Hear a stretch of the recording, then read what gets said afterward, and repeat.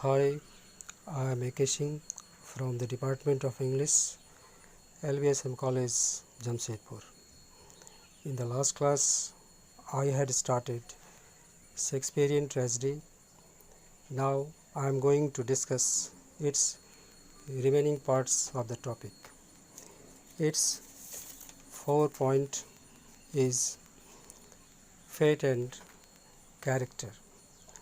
In Greek tragedy, the characters are the victims of pitiless destiny. Their ruin is ordered beforehand and they cannot escape it. This conception is quite outside from Shakespeare because his tragic figures bring their fate down on themselves by some error of their own, as with some inherent flaw in their nature. They take part in a course by which their ruin is eventually assured. That course is directed by two influences beyond their control: the intervention of the supernatural and the play of chance. The ghost of Hamlet's father lays a burden upon the son which he is unable to bear. The witch pushes the ambition of Macbeth. The loss of handkerchief in Othello similarly has its own contribution to make towards the catastrophe. The choice in each case, however, remains with the hero, who can resist the influence if he chooses. Being what he is, however, and in the circumstances in which he is placed, he can not follow any other course than one depicted for us by the dramatist. His character involves his fate. Now, the sixth point is rise and fall of fortune. Hamlet and King Lear push their heroes into tragedy almost at once, but this is not always the case with the Shakespearean plot. In other instances, the first part of the play shows the rise of the hero's fortunes and the rest his downfall.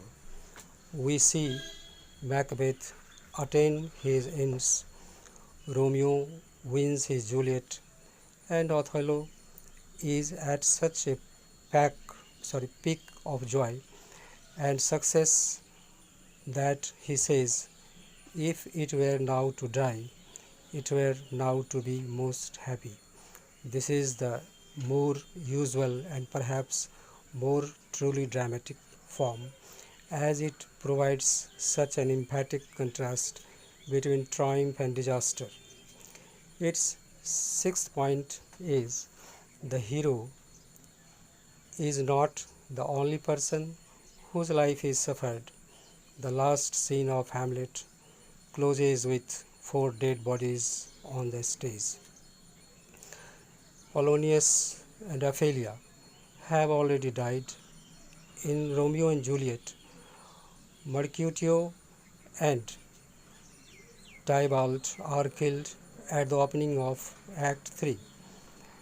Banquo, Lady Macduff and her son, and Lady Macbeth herself all die before Macbeth is brought to his account. The Elizabethan playgoer was now repelled was now sorry playgoer was not repelled by so much violence and bloodshed. Its seventh point is uplifting effect.